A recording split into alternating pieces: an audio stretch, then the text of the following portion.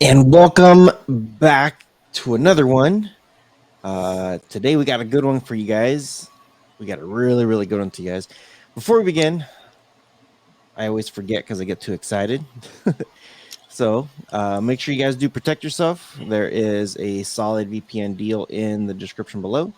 Protect yourself before you wreck yourself. And then we also got Buzz TV, buzztvglobal.com. Make sure you check out the link down below for buzztvglobal.com. Some great products, great software, and great customer service. yeah, I finally was able to play with the X5. Video coming soon, very soon. Finally got to play with it, but X5, the 128 gigs, it's pretty good, pretty solid. Actually, you know what? I'll say this, and I've said this multiple times. Every single time I turn on a Buzz TV device, it's always a little bit of work to get to start. I guess you could say to the home screen. Um, you got to set up the remote. Most of the times, it picks it The up. initial setup. Yeah, and then the downloads and all that crap. And sometimes it takes a while. For me, I'm very impatient. So this box was actually extremely fast. Extremely fast. Like And I was able to plug it in and I went through the initial setup, but it was much faster than normal. yeah, and their new remote's really nice. Yeah. Their new remote is So really nice. For sure. Yeah. So their stuff is always getting better. They're always improving. For sure. yeah. For sure. So check out the Um, new stuff. Good stuff right there. Okay, what do we got? so the first article that I saw was that Nike was suing a company called StockX. So I've never heard of StockX before, but there's a lot of people that are in the sneaker game, I guess you would call it. And they're a very big online sneaker reseller. And StockX was launching a non fungible token, an NFT, based on Nike shoes. It then Nike accused StockX last month of knowingly selling counterfeits. So they're reselling counterfeits, and then I'm assuming they're creating NFTs off of them. Hmm. So it says a thing that shouldn't be possible since StockX claims it authenticates the shoes sold in its site. Now StockX is hitting back in a court filing. The sneaker reseller says that Nike's complaint is nothing more than a failed attempt to bolster its still meritless claims. Wow, shots fired. StockX introduced the Vault NFT series in January. In the company's own words, the idea was to allow customers to buy NFTs tied to a physical product to a digital and get a digital receipt from it. According to the company, the benefits would be more efficient trading, as a buyer wouldn't have to wait to resell a shoe. Of the 9 limited edition Vault NFT series initially launched, 8 were linked to Nike shoes. So Nike's claiming that these shoes are counterfeit, and StockX is creating NFTs to go with them, but StockX is saying that they're not counterfeit because we authenticate them. The only way for Nike to actually say that they're counterfeit is to buy the shoe and check it out themselves, isn't it? Like, how do they know? What about the NFT though? Is this just based on a physical shoe or the NFT? So it says when Nike sued, it claimed the NFT infringed on its trademarks. Oh, they're suing them because of the NFTs too. Oh, Mm-hmm. because Yeah, they're that also makes sense. digital trademarks, right? That And makes would be sense. confusing the customers. Nike said that it bought 4 pairs of counterfeit shoes from December to February.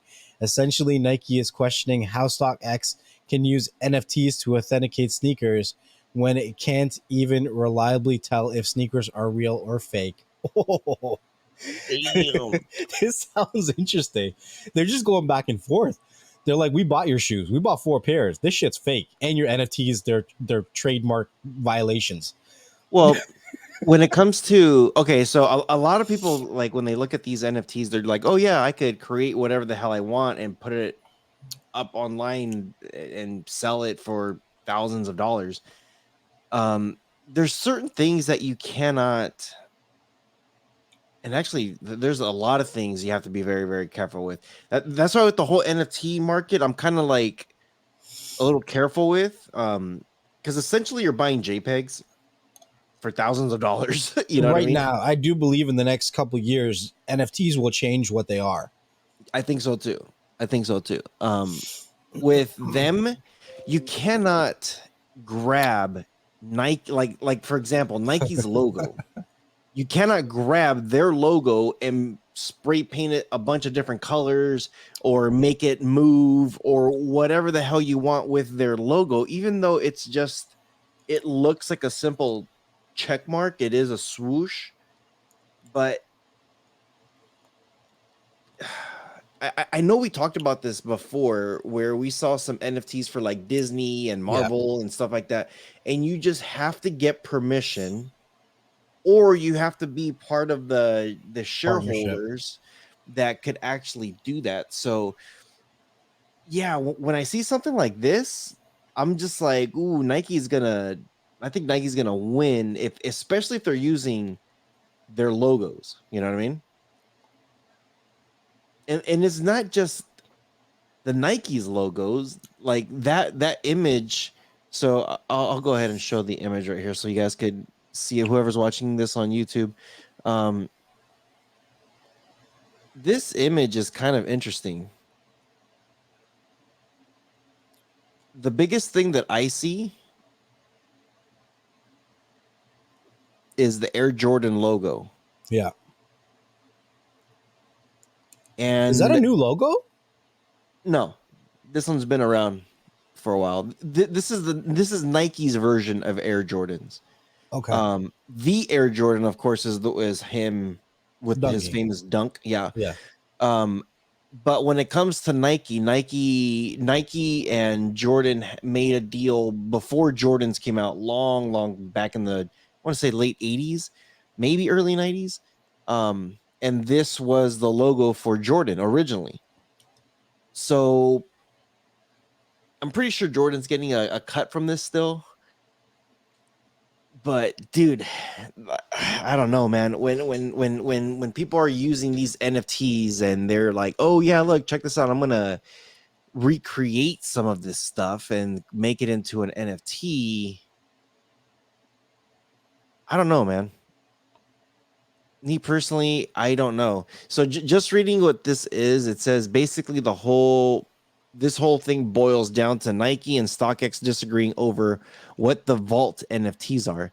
StockX says in the filing that the Vault NFTs are absolutely not virtual products or digital products because they're tied to a physical good.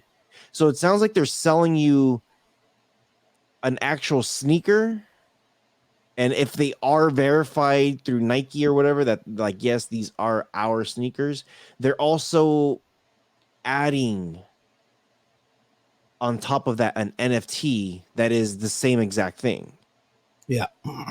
So it's kind of like them recreating, like, again, it goes back to them recreating like the Nike emblem, the logo, and saying like, hey, we also made these stickers that we're giving to you that we didn't okay it by Nike. You know what I mean?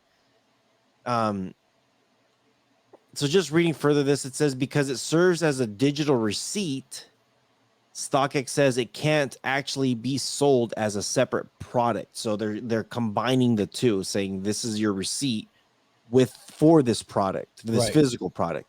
The thing is, when you buy the Vault NFT, the shoe itself actually stays in StockX inventory until someone chooses to claim the physical good.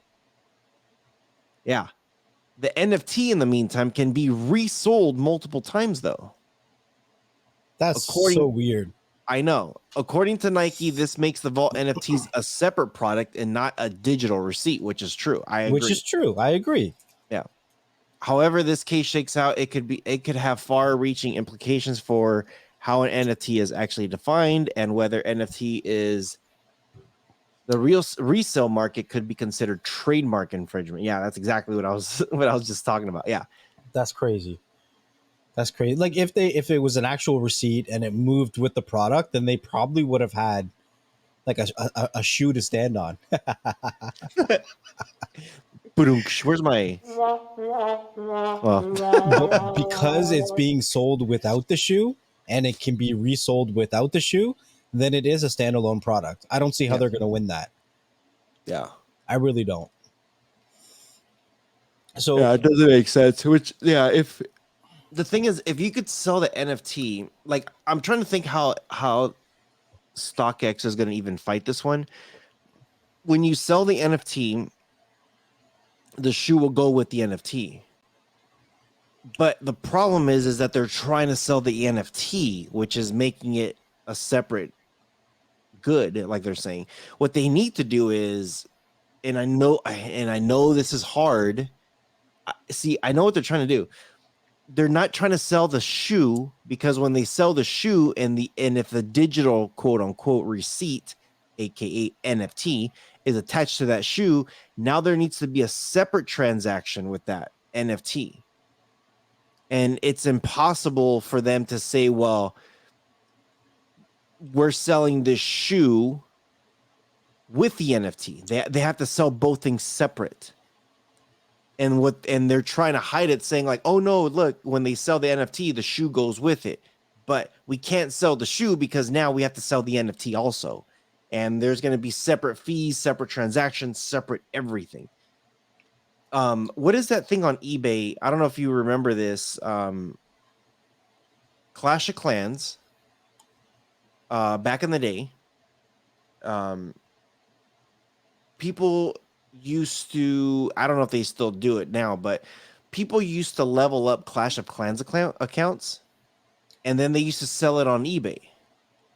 But because selling digital games or a digital asset on eBay was illegal, people would say, I'm selling this pin but it comes with and you get my Clash of Clans account for free. right. Yeah. They're trying to find a loophole, and I don't think that's going to work. Yeah. I don't know. I thought that was interesting, the whole thing. I'm not, and as much as I am in crypto, a lot of people get surprised when they're like, so you're in NFTs too? And I'm like, not really. They're like, why not? And I'm like, I'm not really excited about NFTs yet. Like, NFTs are supposed to be a lot bigger than a JPEG. That's their coding is so much bigger when it comes to the smart contracts. Mm-hmm. There are a couple places out there that allow you to buy an NFT and then stake your NFT and get rewards, right? There's other things that NFTs can do. And I'm kind of sitting back right now and just kind of waiting to see something of interest like that for myself. And until that happens, I'll just be investing in regular crypto and staking regular crypto. I do have 2 NFTs that I bought that are on the Kronos network. And the Kronos network, I absolutely love. Like, that's one of my biggest holdings now is Kronos, because of their low fees and how they're actually building a whole ecosystem all around it. So they had 3 different apps. There's the crypto.com app, there's the crypto.com NFT app, and the DeFi app. And they're slowly merging them all into one. But if I do grab some more NFTs right now, it'll probably be on the Kronos network. The 2 NFTs that I have, the only reason I bought them was to support a friend of a friend who has their NFTs getting started, and they have a pretty good community, a good support system. They're constantly giving bonuses out to people who buy their NFTs. So shout out to Ghetto Doves. Ghetto Doves. Ghetto Doves. Yeah, I agree. I've seen people make a lot of money on these NFTs, and my biggest thing also is it's a JPEG. At the end of the day, it's a JPEG, or PNG or a GIF, Giphy, GIF, whatever the hell you want to call it. Yeah, I don't know. It's very, they call it FUD, fear and uncertainty. This is very uncertain of what the hell it is to begin with. So yeah, when people say, oh yeah, look, I created this monkey and now this monkey's worth thousands, hundreds of thousands of dollars. It's just like, dude, but why? It's like, yes, it's only one of its kind, and it's only literally one of its kind. I get that, but still, it's like, dude, no, man. You know what I mean? I don't know. You know, It's weird. so many times people will be like, oh, people are making so much money doing this, and you can make this and you can do this. But a lot of people don't understand that every time somebody makes life-changing money, somebody loses life-changing money as well, right? Hmm. It goes both ways. That money has to come from somewhere. So it's either you're making it or you're losing it, and only you can control your risk factor, right? Yeah. Speaking about losing life-changing money, in May, Terra Luna, which was one of the top, I think, 10 crypto coins, it was worth over $40 billion, crashed and crashed hard. They also had a stable coin called UST, and that crashed as well, which is unheard of for a stable coin. At the most, you'll see stable coins move like a penny or two, but they'll usually fluctuate like up and down around a penny. But this one crashed like a good 40 to 60%. So it says that it was the largest stable coin, and its twin token Luna, which was supposed to stabilize UST's price, which was their stable coin, spiraled almost to zero within a week. Prior to the collapse, both UST and Luna were top 10 cryptocurrencies. The Terra blockchain needed to be halted twice during this crisis. Uh, Countless investors lost their life savings in this demise. Developers who worked on Terra related projects found their livelihoods in jeopardy, and other blockchains such as Polygon and Cadena were courting those devs with multi-million-dollar funds. One part of the community decided to stay and focus on how to revive the project, with Du Quan, the founder of Terra Blockchain, developer from Terraform Labs, spearheading the attempt. So That's crazy. Now, what exactly does that mean? Because I know we see USD tether, whatever you want to call it. USDT, yeah, Um, when you see something like that, and I know people are saying, well, this is like when you see that, it's kind of like a dollar. It's just supposed to match what the power of a dollar is, and it's not supposed to do anything really. When you put it in, it's just supposed to be very, very stable, and then you could move it around wherever you want.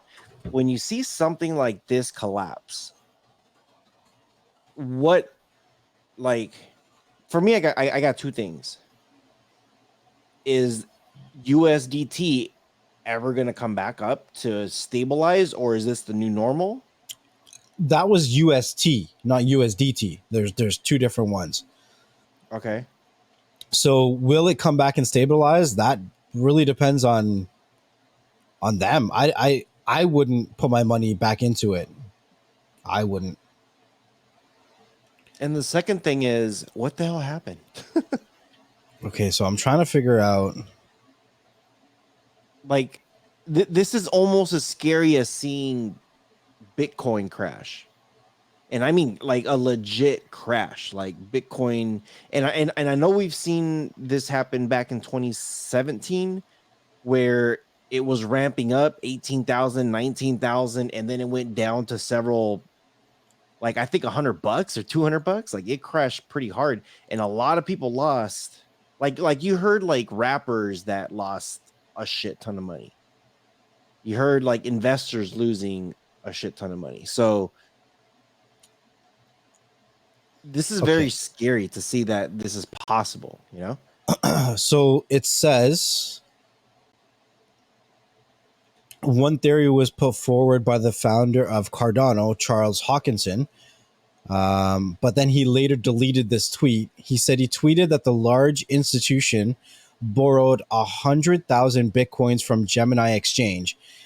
They then exchanged a large amount of BTC for UST over the counter with Du Quan at a discount. He agreed, lowering the UST liquidity. That institution then allegedly dumped large amounts of both BTC and UST on the market, causing a liquidation cascade of leverage longs, slippage, and panic selling by investors, many of which sold their Luna holdings and unstaked their UST to sell it. The tweet alleges that Terra was a Ponzi scheme that didn't have enough BTC reserves on hand to prevent the crash. None of these claims were verified, and Gemini denied issuing any such loan. However, the market manipulation is common in the financial markets. So, usually, how these stable coins work is that the reason they're tied at a dollar for a US coin is because they're supposed to be backed by a US dollar. So USDT, for every dollar that they have, they say that there's supposed to be a dollar in the bank. So if anything happens, they have it there, right? So what they're saying is they borrowed a whole bunch of this Bitcoin from an exchange, allegedly, and released it into the exchanges, and everything became over leveraged, and everything got flooded out, and everyone started selling because of the over leverage. Jeez. That's crazy. But Yeah. like the craziest part about that is that it wasn't, well, it was a crypto coin that pretty much went to zero. That's crazy. But the craziest part is that it was two top 10 cryptos are gone. So who's in the top 10 now? I'm about to do the same thing. Coinmarketcap.com. So based on coinmarketcap.com, you got Bitcoin number 1, you got Ethereum number 2, you got Tether USDT. That's the one I was getting confused on. USDC. That's a new one. I don't remember seeing that one up there. USD. It's called USD Coin. Yeah. BNB as your Binance. Cardano's number 6. XRP. Binance USD. That's a new one. That's their Solana number stable 9. coin. Huh? That's their stable coin. Well, then you got Solana number 9, and then Doge broke to number 10.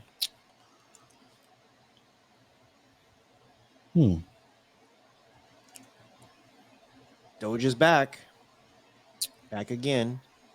Very interesting. USDT is the stable coin that I typically use. But it looks like you still have two other contenders, which is the USDC as well as the Binance stablecoin as well too. Um, I don't know. I think that by the end of the year, that the Kronos coin is going to move up. I think it's going to be a top 15 coin by the end of the year. So I'm so surprised it's not. yeah, right. Like they're one of the biggest promoters when it comes to all the sports stuff. They're very active in promoting everything. Like they have a very good network. I got their Visa card, and I really enjoy using it. They have a program within their application to purchase gift cards for other retailers in your area, and they give you like up to 12% rewards. The only difference is when you purchase these gift cards, they need to be bought in Kronos. But that makes me believe in Kronos even more. Like they're creating a use case scenario for their crypto. Mm-hmm. So I think Kronos is going to be doing very, very well. I don't know. Litecoin's down to number 20. They were a top 10 at one point. Wow. You know, I like Litecoin. The problem with Litecoin, it doesn't have any flashy social media. Like it works. It just works. But there's no social media. There's no dogs. There's no, you know what I mean? Yeah. People probably find Litecoin boring because it's not like in the news with all kinds of craziness. But Litecoin's a good coin too. It's crazy, dude. It's for me when I see that Luna just exploded. I'm just like, wow. It's crazy to see these prices again. Bitcoin being under 30,000, Ethereum being 1,700. Dude, XRP is back. Like, I thought XRP was going under. So many people are talking about them too. They're like, "Oh, XRP is gonna come back. XRP this and XRP that." I'm like, I don't know, man. They're number 7 right now.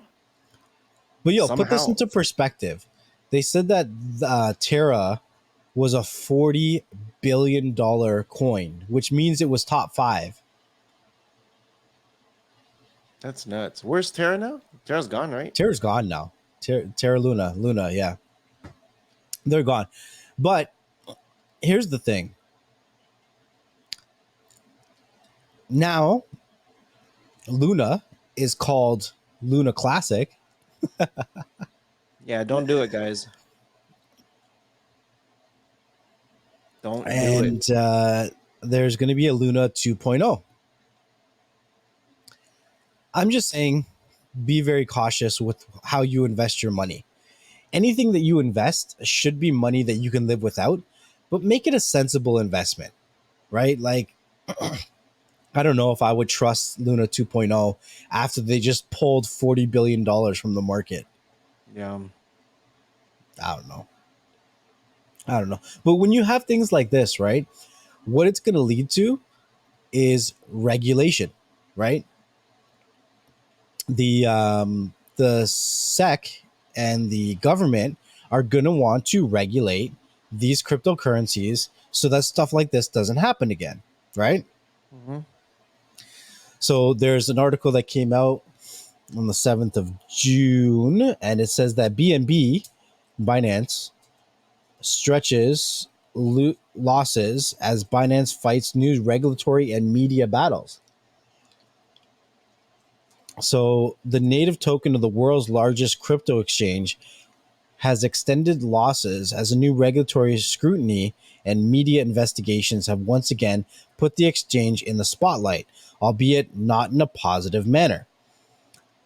On Tuesday morning, Binance is changing hands at 282 USD, down by 9.1% over the past 24 hours. The coin is down by 12% over the past week and nearly 60% from its all-time high. But this is a general statement about all crypto, right? Things usually move as a whole. So crypto's down, your coin is down. Notably, the entire market is in the red today through BNB is one of the worst hit among the top 10 coins. According to a report by Bloomberg, citing people familiar with the matter, the U.S. Securities and Exchange Commission is probing the origin of the BNB token, which is now the world's 5th biggest crypto with a market capitalization of over $46 billion. Investigators are examining whether the launch should have been registered with the agency, meaning they're trying to classify it as a security. Mm-hmm. And this is kind of the same things that they did with XRP, right? Yeah. So it says the report also claims that Binance faces multiple investigations in Washington, adding that the SEC is looking at market-making companies tied to the CEO, Changpeng Zhao. Hopefully I said that right.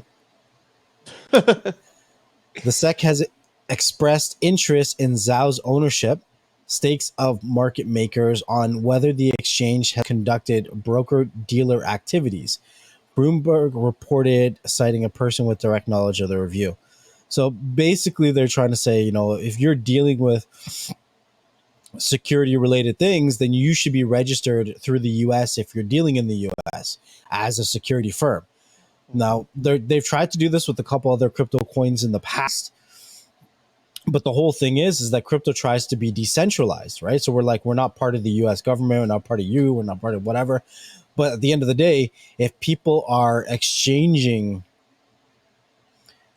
money in a country, all that money is regulated by the banks.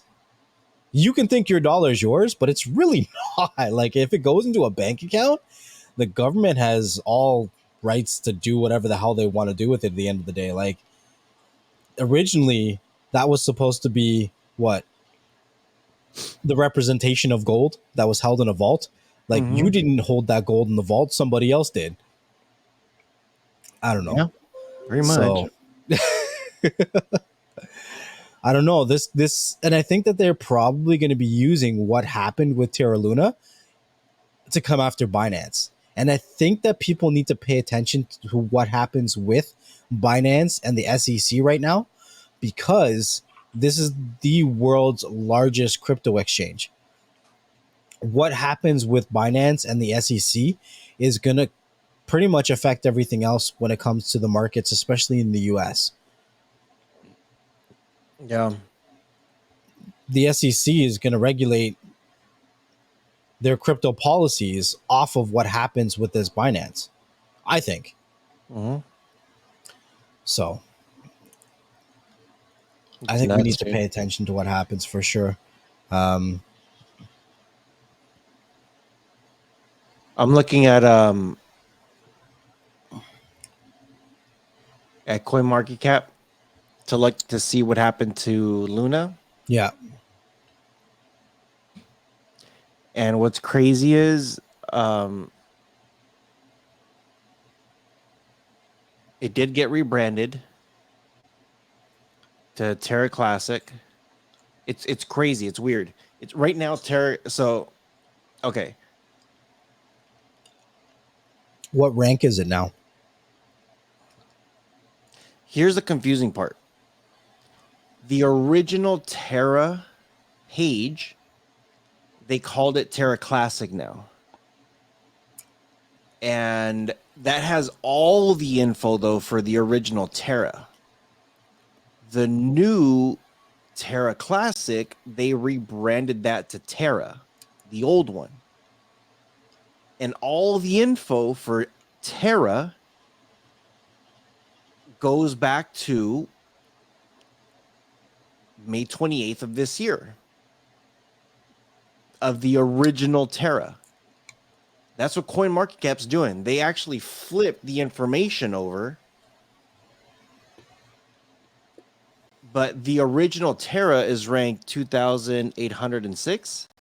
It's about $4.31 right now, which is kind of weird.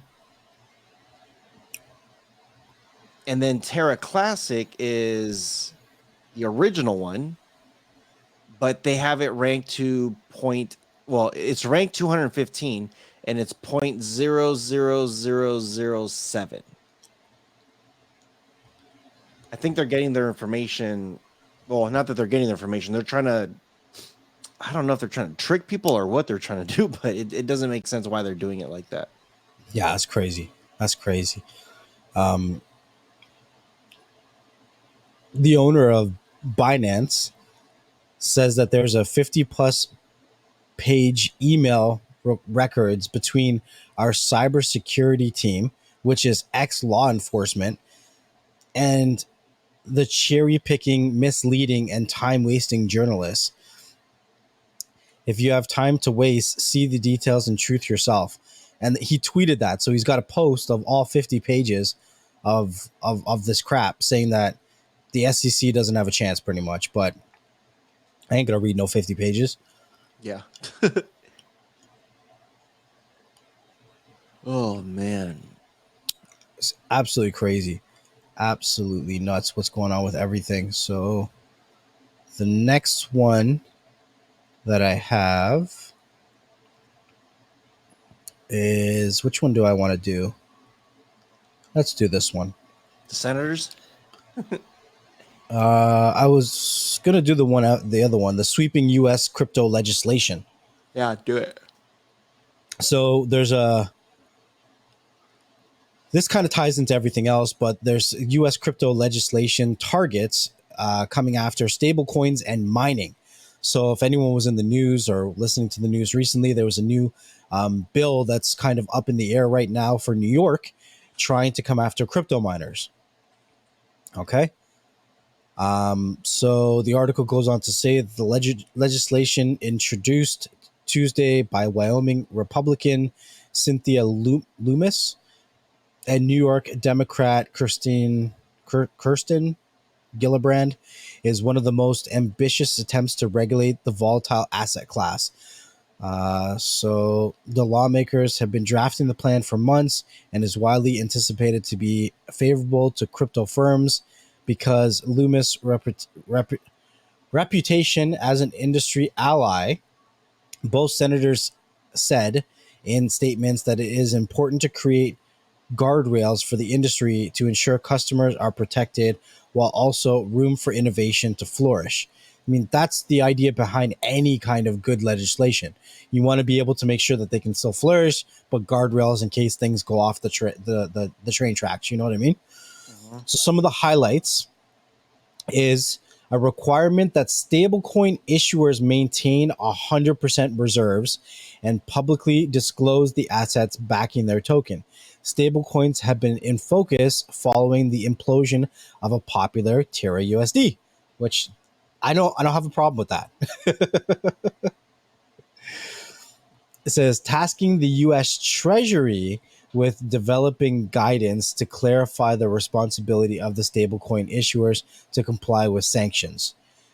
Hmm, I don't really know what to say about that because I still would like cryptocurrencies to be decentralized. So once you start to get involved with sanctions and stuff like that, then you're kind of, like, whose sanctions are you complying with? The US sanctions? Yeah. Does Canada have sanctions? I don't even know.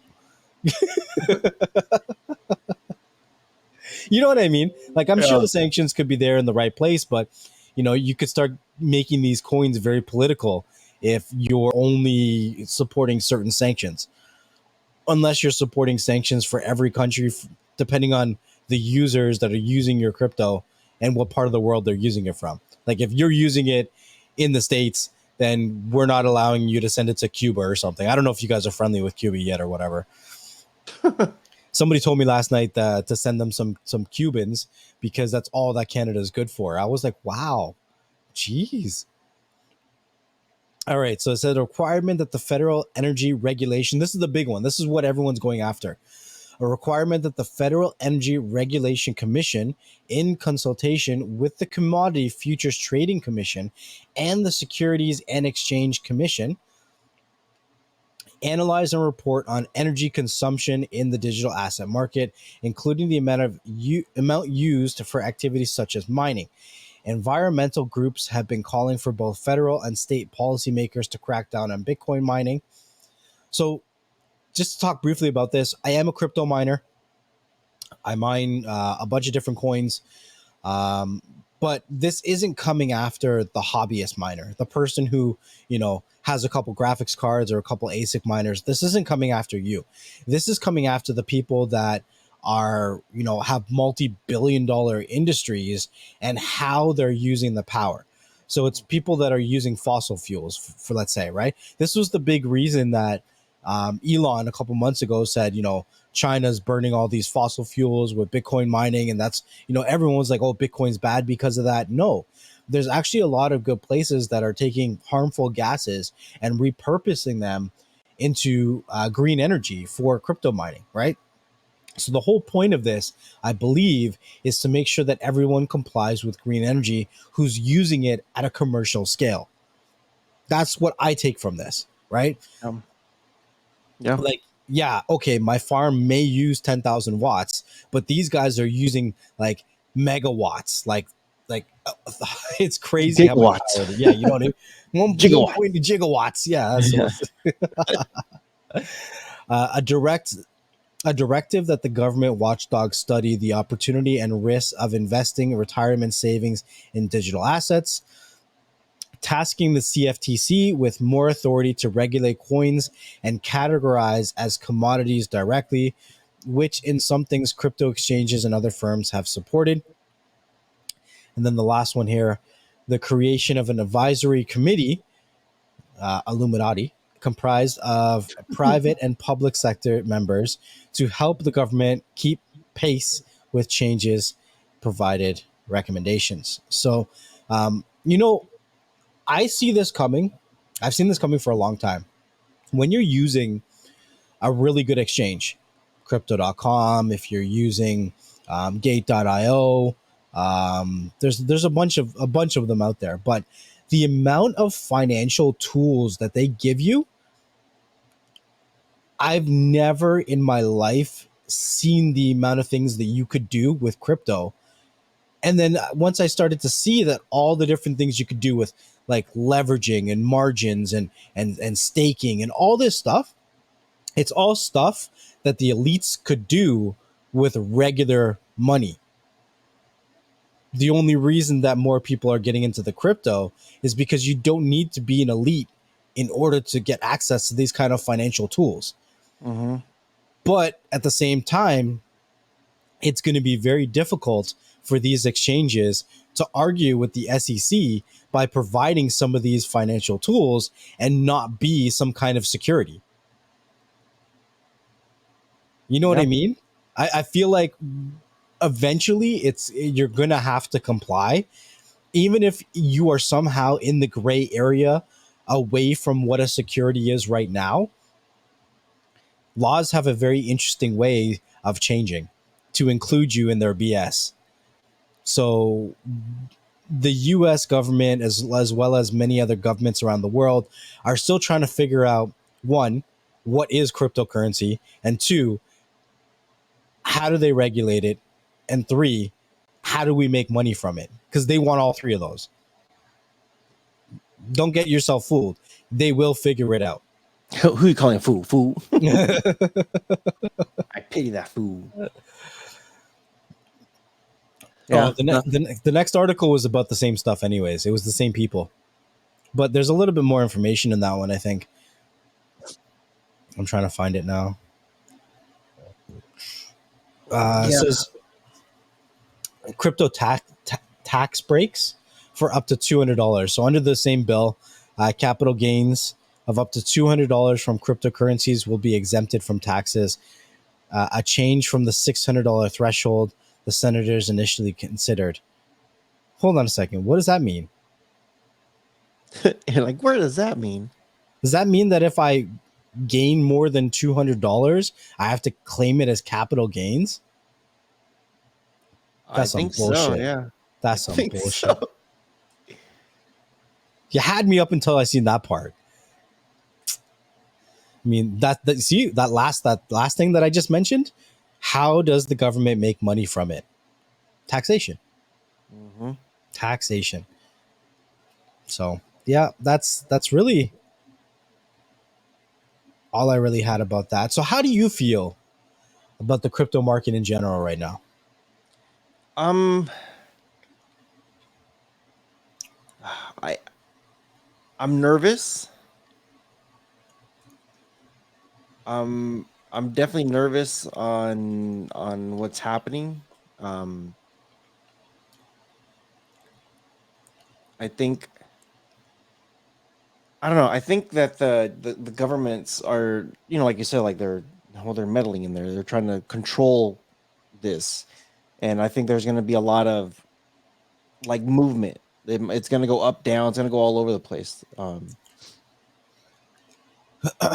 I do think what happened back in 2017, where everything like crashed hard. Um, yeah, I for me personally, I didn't like. I honestly thought I thought Bitcoin was going to hit 100K by the end of last A year. lot of people thought that, yeah. Yeah. Ethereum 10K. You know, I think we were both conservative about that 10K number also. Um, and I don't know. I The way I see it is we don't know what this is going to do.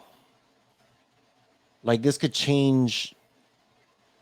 Look at Luna, how it just completely went down to nothing. I I I don't know. I think we're forcing to move into this digital currency stuff, which in a sense we've kind of been around it already with like credit cards. It's money that you don't see but you're Yep. using. Well, not just credit cards, like your bank account now. How many people deal in cash? Yeah, Like, it's not as common as it used to be. I still have cash. I still carry cash. I still carry cash too. I just bought a fridge and I paid for the fridge in cash. And the person that was selling me the fridge had to get a manager to count the money. It's like $1, $2, $3. Like we'll be here all day. Yeah, I don't know. I think as easy as this thing, how it exploded, it could easily do the opposite. Luna is proof of that. Um, I still think that we're trying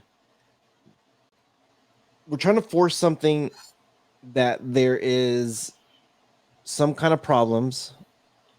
They're trying to resolve certain things. They're trying to take control away from the people who put this stuff in place for us. I don't know. I have a feeling that crypto is not going to go anywhere anytime soon. No, it's not going anywhere.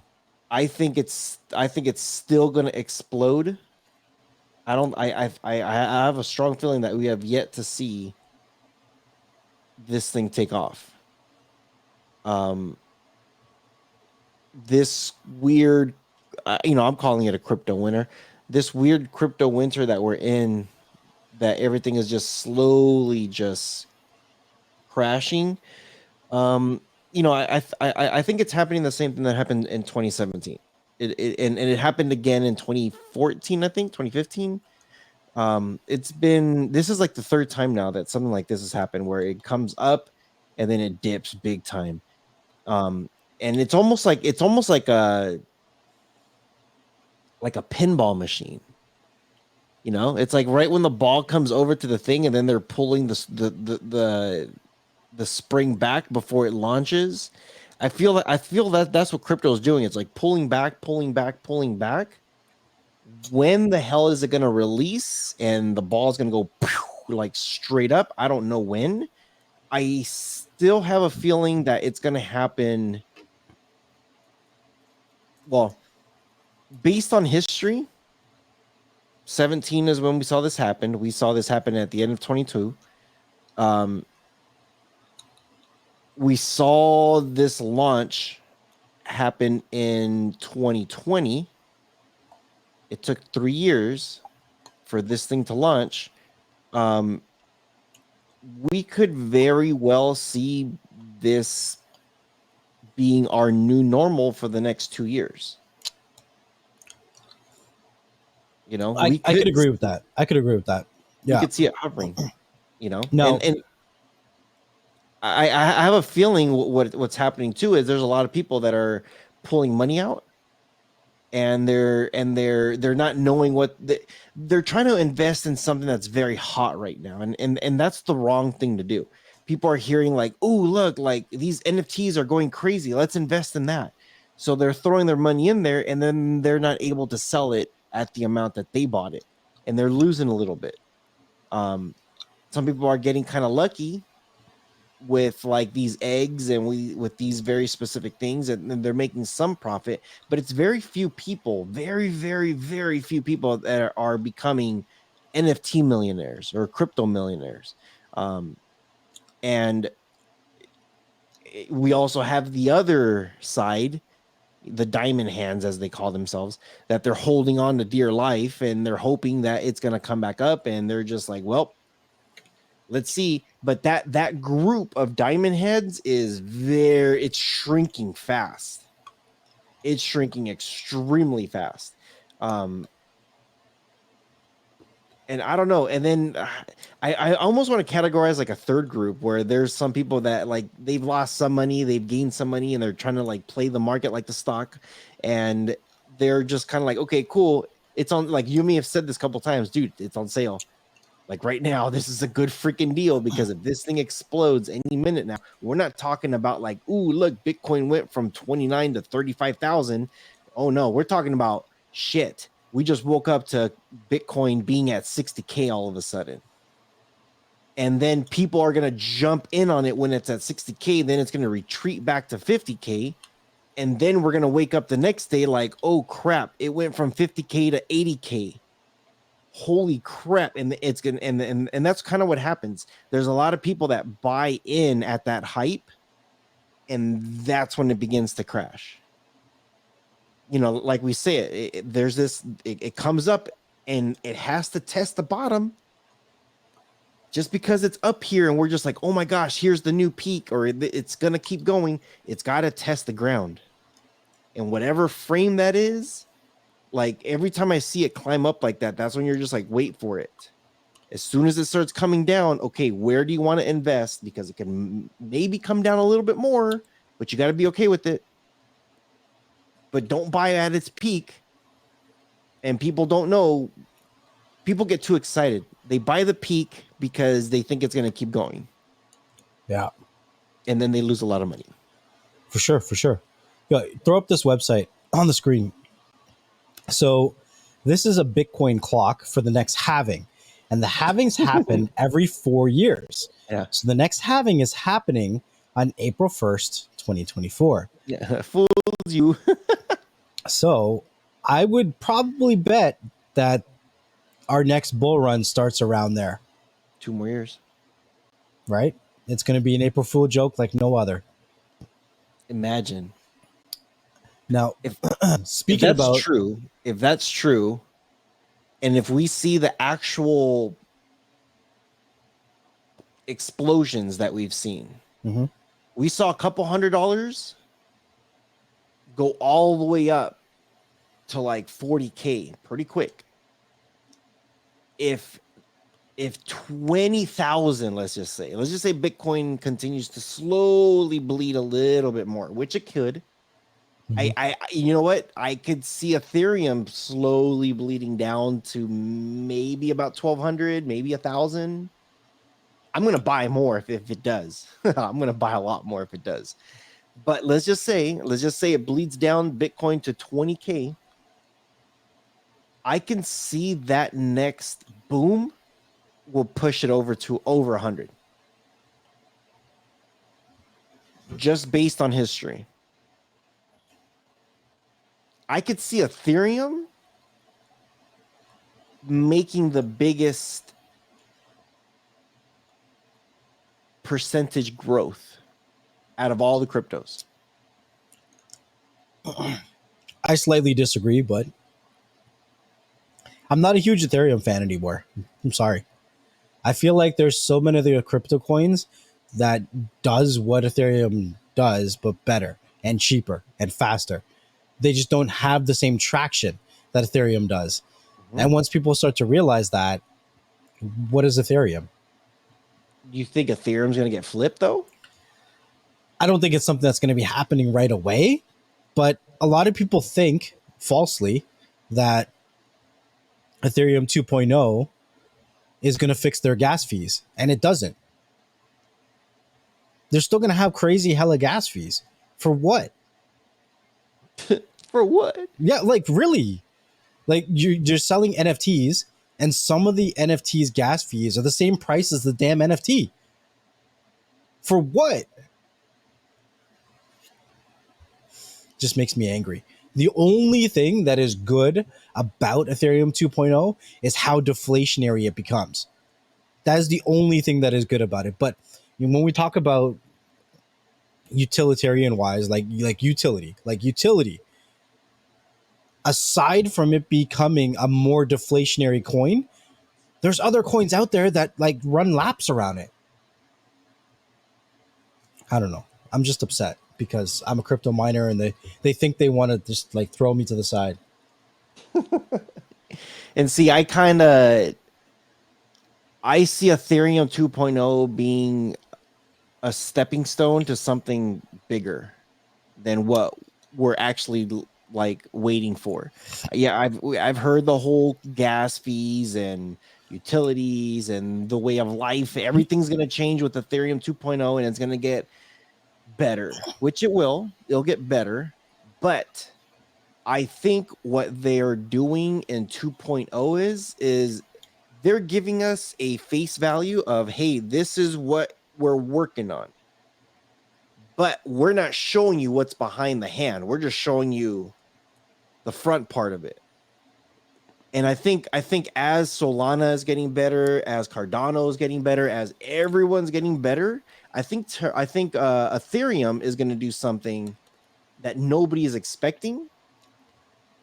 And when it actually happens, I still have a feeling Ethereum is going to flip Bitcoin.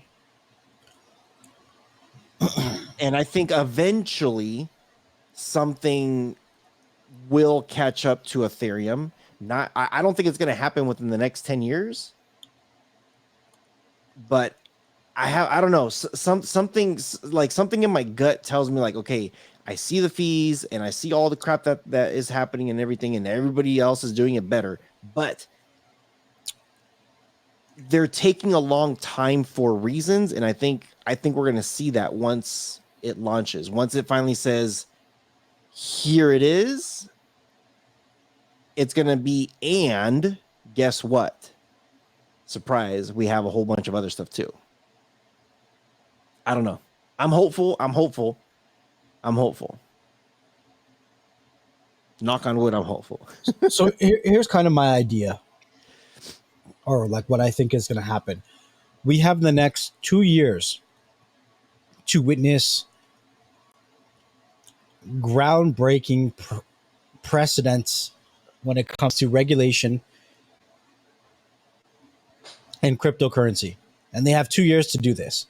And I think what's going to happen is that the fear of regulation, a decentralized market, is going to cause it to plunge. And it's going to cause it to plunge hard. But once it's regulated, it's going to open it up so that every company and organization will have cryptocurrency on its balance sheet. And once you start to have industrial funds come in, that's where you're going to get your slingshot. So, I mean, when you say you could probably see Ethereum going back down to 1,200, it's still a possibility. 1,200, 900, 700. With Ethereum, it's never really gone down to retest those levels, ever. All the way down to, when I look at it, to like $700. It's never really gone down to retest those levels. I know that sounds scary to some people, right? But this is the market that you're in. Like, it has that kind of volatility. Like, you imagine that we've seen Ethereum go all the way up to 5K and come all the way back down to $700. Like, that's insane. But I can see that happening. I always emphasize this. Like, when I think about investing and my very, very first times trying to understand it, I used to go to the bank with my parents and we would sit down with a teller. And I tell this story all the time, but it's like, our parents didn't have access to invest. Like, they had to go to a bank and they had to do whatever the bank teller told them to do. Like the account manager, they're like, we're going to put your money here and you're going to do this, this, and this. And this is what your money's going to look like. And our parents didn't look at that for like years, like 30, 40 years. You know what I'm saying? And I keep saying this up until today's date. It doesn't matter if you buy Ethereum or whatever crypto coin at $500 or $5,000. If you don't look at it for the next, 25, 30 years, now I probably wouldn't wait that long, but give it like 2 to 5 years. Just be patient. As long as you understand, you do your research on the project and you're investing with money that you don't need to live, then it's different. It's different and it's the same. Right? When we see right now all of this money coming out of the market and it's moving up and down, what it's really doing is creating a bigger wealth gap between the wealthy and the people who are not so wealthy, right? If you think about it, the only people who can afford to stay in the crypto market right now are those that are wealthier than the average person in society. Right? If somebody is the average person in society and is living paycheck to paycheck and the crypto coin they invest in goes down 90%, they don't have a choice but to sell. They need that money to live. Mm-hmm. The people who are more wealthy than the average person can stick it out a year. They're more disciplined as an investor. And you have to understand the same game. It's all about percentages, right? understand that you can still get life-changing money, but you need to be disciplined when you're doing it. Yeah. I do think, like you said, I didn't want to say those numbers 700, 800, just because I know people will freak themselves out. But look at Dogecoin. Doge is like what, 7 cents or 8 cents right now? Did you hear about the guy? Mm-mm. So the Dogecoin millionaire went from being worth $3 million in Doge and is now worth 300,000. He never pulled out. He never pulled out, bro. But he's still green because he started with 180K, I think. Mm-hmm. I wouldn't pull out still. If Doge goes back to like 2 cents, I'm putting some serious money in that. Well, we still haven't seen the rocket yet. We haven't seen much yet. Well, right now, I've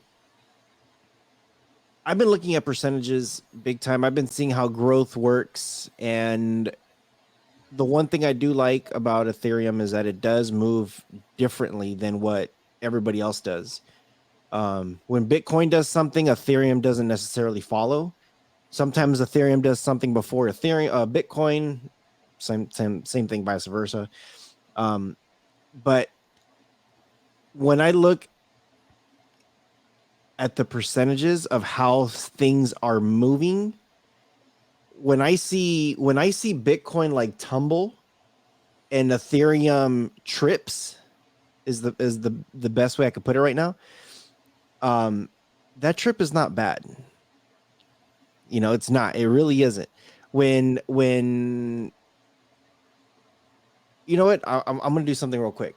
I'm gonna show something real quick. Coinmarketcap.com. If you guys haven't heard of it, it's a great website to use. Anytime we tell you guys do your researches before anything, before you start investing, just do your damn research. Ooh, this is very interesting. Okay, here, never mind. Okay, I'll tell you later. Okay, before Bitcoin saw its boom in 2020, right? Was it 2020? Yeah, 2020. Back in May of 2019, it was about 5K. May of 2019, it was about 5K. Around that same exact time, May of 2019, Ethereum was $160. Ethereum didn't do its bump yet. Bitcoin did. Bitcoin went from that 5K up to 12K in a month. 5K to 12K in a month. Let that sink in. Ethereum didn't do that. Ethereum went from $160,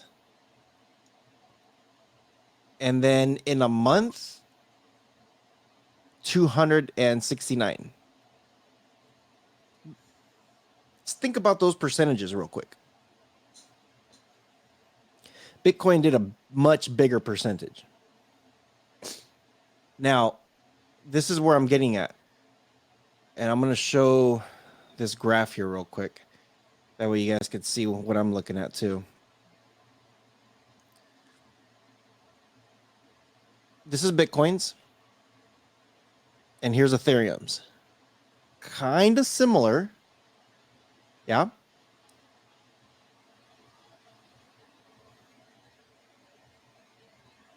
Kind of similar. So I'm going to go over here to May. Was it May or April of 2020? And then look. So when we started seeing Bitcoin right here in March was 6K. Back in July of 2019 was about 12K. 13K. Shit. In June.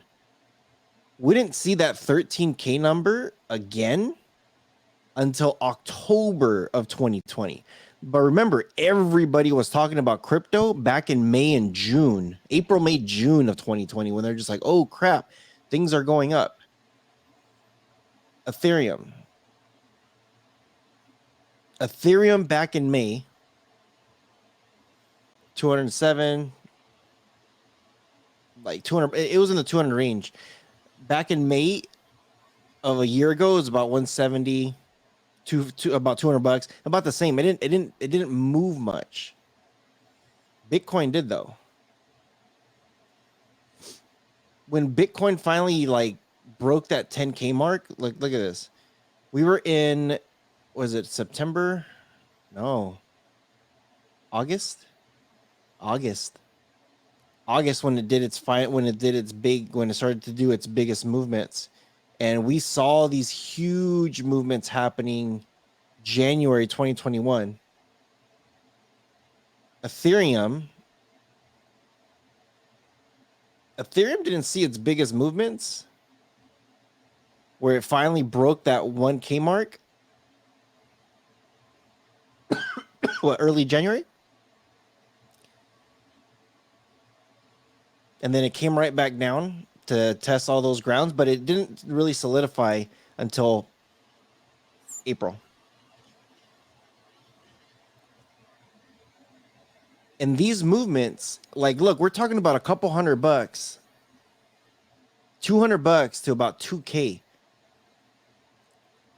Bitcoin went from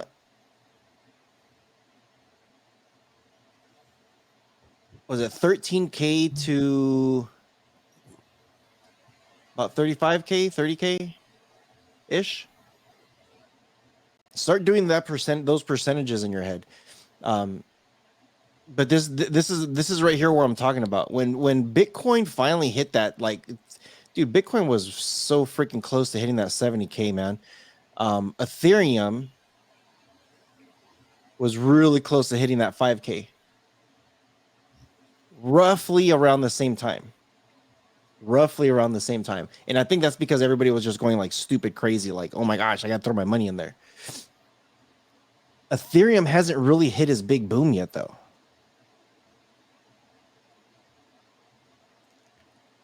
I don't know. 5K is pretty high, though. 5K is pretty high, but we're talking about, dude, look at this. When Ethereum was at, or Bitcoin, when Bitcoin hit 5K in March of 2020, I'm trying to find within that same year before we get to the following year, from 5K all the way to 27K. It's about what, 5.5x? March of 2020. Here we go. March. $130. By the end of the year, it didn't even hit a K yet. It was at $700. Yeah, but that's still a 7x. That was a 7x climb when everybody started to jump into it, right? Okay. We went from 30,000 all the way up to, by the end of the year, last year was pretty insane. 30,000 to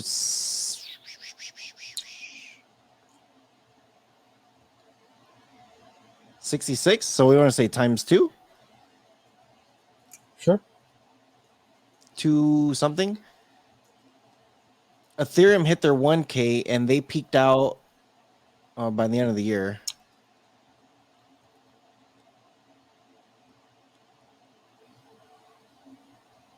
$3,000. So that's times 3. Yeah. Kinda. Yeah. Altcoins usually have bigger percentages. Bigger percentages only because, like you said, altcoin. And they were like, when people were dumping money, and that's when they're following market. When you look at those numbers, though, that growth where Bitcoin goes from that thousand to whatever 20,000, whatever it was. Like those numbers overall, I still don't think. Yes, altcoins get those bigger X's, they get those bigger like spikes, but one more X than Bitcoin is not that big spike. Like what Dogecoin did when it went from 2 cents all the way up to 60 cents within a couple months, that's like a holy fuck, dude. What the hell happened? That is huge. They 30x'd in just a few months. And that wasn't like one of those like pump and dump coins. That was a coin that was in the freaking limelight that, you know, Elon Musk was talking about, Snoop Dogg was talking about, all the dogs were talking about, everybody, dude. It was just insane. And with Ethereum being an altcoin, I'm still waiting for them to be like, okay, Bitcoin just went from 20,000 to 60,000. I'm waiting for that 1,000 to 10,000 Ethereum. That will be like, cool, this is an altcoin like the rest of them that went from this much to what do you call it? Parabolical? Parabolic. I don't know. I think and yeah, it's not like Bitcoin hasn't had its fair share of climbs, but I still think Ethereum's going to do something. And also to your note, I have a feeling Cardano's going to do something too. Oh, for sure. Yeah. Cardano hasn't started yet. 61 cents? Dude. We've seen Cardano at $3. Yeah. I could see Cardano going past that. I can see Cardano definitely doing something. Solana, I can see Solana coming back up again. Solana kind of pisses me off. These guys should be like at $100, but I could see Solana getting to $100. I could see Cardano getting to like $5. I could still see Ethereum at a conservative rate getting up to 10K. And I think whenever that happens, I think we should like buckle up because Ethereum's going to go on a. I think Ethereum's going to surprise a lot of people, and they're like, I don't know. I'm still waiting for Ethereum to be like, oh shit, we just went 10x or 20x. You know, I'm still waiting for that. You know, I don't know. That's my rant. Anything you got? Anything you got that you could see happening? I don't know. I think if you look hard enough, you'll find a reason to believe in any project. So just do your research. And I think for me, as I look at cryptocurrency right now, I don't really care what the price is. Because I think that whatever the price is now, yeah, it's going to go up and down. But I think that as long as I buy a majority of what I want to invest in before 2024, I think I'm pretty good. That's kind of where I'm sitting at. Yeah. So I set up a couple regular buys where it goes through every week, and I'm going to dollar cost average whatever the price is. I don't care. And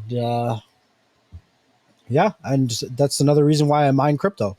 Doesn't matter what the price is. I'll consecutively get a couple coins and just keep getting more coins and see where it goes, right? Yeah. So, For sure. Yeah, so we'll see. We'll see what it does. It's there's a lot of red in the market right now. A lot of red. And seeing Luna the way it dipped that hard, I think a lot of people are a little bit nervous. So it's not uncommon to see it. Oh, one more thing that I'm going to throw in here is everybody start looking into these gaming NFTs. These tokens, these games, Axie Infinity, like all this stuff. There's a lot of stuff happening with the game stuff. And I have a feeling that Epic Games is going to get in on this.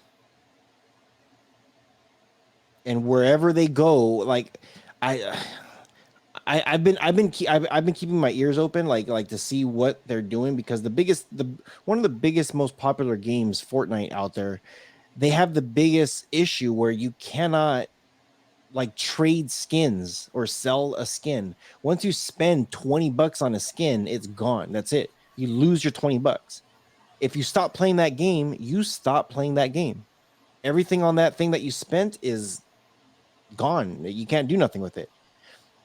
I have a feeling that Fortnite and Epic Games, more so Epic Games, is gonna do something. And wherever they're investing, I'm gonna drop some. I'm gonna drop something in there wherever it is. Yeah, I'm gonna drop Like Amber Heard style? like Amber Heard, dude. Drop it like it's hot. Cool. So I hope you guys enjoyed today's episode. Let us know what you guys think. Leave us a comment below. What are you guys invested in? What do you guys like? I know with crypto, everything is so all over the place, and it's kind of scary to see where it's at and where it's not going. So let us know what you guys think. Hopefully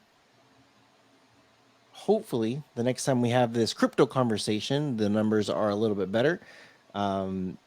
But yeah, as always, make sure you guys do your research. Always do your research. Next Level and I are not tied into any particular crypto. You know, we do our own research. We invest in what we like, and that's it. But yeah, just do your own research before you invest, and then just know it's once you put it in, just leave it. Just trust your guts. Trust whatever you're doing. Yeah. What do you got before we go? Thank you guys for watching another or listening to another episode of Beyond the Streams. Wherever you're listening to us or watching us, make sure you leave us a comment or a review so other people like yourself can find the content that you enjoy. If you're looking to be a part of the conversation, be a part of the community, make sure you come out to the live streams every Thursday, roughly around 3 p.m. Eastern Standard Time. On the Beyond the Streams YouTube channel, we also have the BS Clips channel where you can find small little bite-sized conversations or parts of the conversations that you might have missed. Make sure you have the notifications turned on because we always have content coming your way. We'll see you guys on the next one. Peace.